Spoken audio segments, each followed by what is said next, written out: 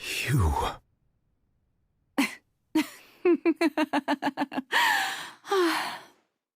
Sorry. That shocked expression on your face is just too amusing. I couldn't help myself. Tuh dikatain lucu, kamu lucu nih, Violet. Bentar, ini siapa ya? You are not Farina. Who are you? The sweet sound of bewilderment. Marvelous. A sure sign that my attempt to deceive everyone was a resounding success. But to answer your question, I am Focalor. Focalor. The god. Focalor, guys. Focalor. Why did you deceive us? Oh, that wasn't my goal, of course. Goodness, no. But I had to fool everyone else too. The heavenly principles.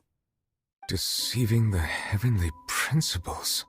It's all because of that pernicious prophecy. Dreadful, wasn't it? Everyone doomed to dissolve. Fontaine condemned to be flooded. Oh, menipu ini ya, menipu lamaran berarti. Lamaran, ramalan. One was not amused. In fact, one was positively bemused when that problem was thrust upon me by my dearest predecessor. She knew full well that the prophecy would surely come to pass. And as one of the seven, she also knew full well that one defies the heavenly principles at one's peril.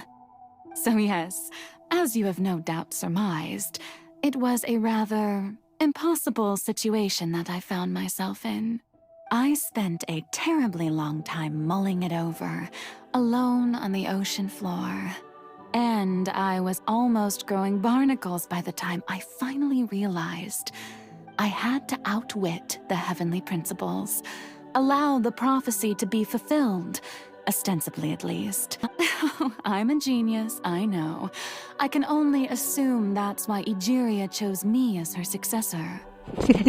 Nggak Furina, nggak Focalor, sama-sama bagain diri sendiri, anjir. Although, looking back now, it was hardly the inheritance one dreams of. Between the task of saving the nation, the quotidian duties of the Archon, and not to mention the original sin of creating a new race of humans.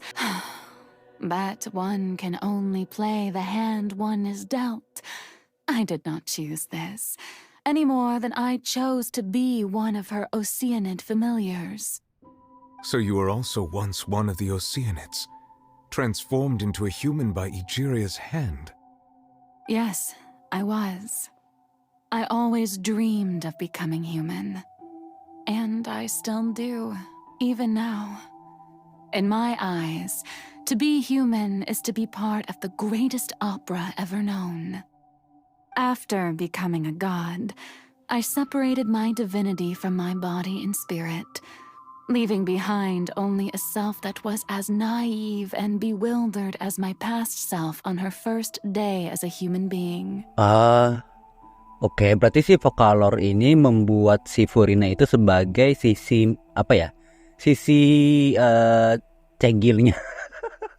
Sisi cegil dari si Focalor. Jadi bisa dibilang boneka, kayaknya nggak boneka juga sih, soalnya si Furina manusia. The me you see before you now is that divinity. And the human counterpart I left behind, I named Farina. Oke, berarti iya bener gitu. Punya dua kepribadian, jadi si Focalor ini kayak buat sisi manusianya itu dari si Furina gitu, sosok Furina. She could feel joy, sorrow, and everything in between. She could be as vain and conceited, or as meek and vulnerable as she wished. Iya, perilaku manusia emang kayak gitu sih. Her strengths were of a kind only a human could possess, as were her shortcomings. But in my eyes, Farina's humanity was what made her perfect. She was perfectly human in every way. Anyway, so then I cursed her. All part of the plan, of course. The plan to deceive the heavenly principles.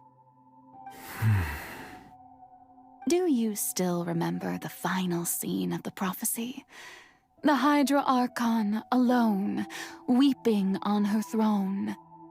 In order that the prophecy might appear fulfilled, I invited Farina to be an actress.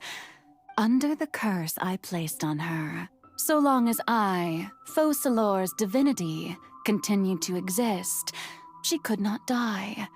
But nor was she free to live her life in the pursuit of happiness.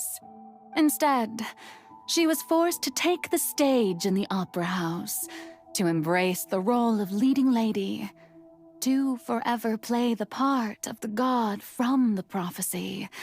I suppose now you probably understand why your court is called the Opera Epiclese. But Farina is only human, isn't she? Even though she has had a long life, her mind is no stronger than that of any other ordinary human being. Gua banget. I cannot begin to fathom what she has had to endure. It has indeed. And although she is, in a sense, me in human form, I most definitely owe her an apology for it. It's been 500 years. And all along, she's been playing her part in the most unimaginably long, unbearably lonely, and agonizingly painful opera of all time.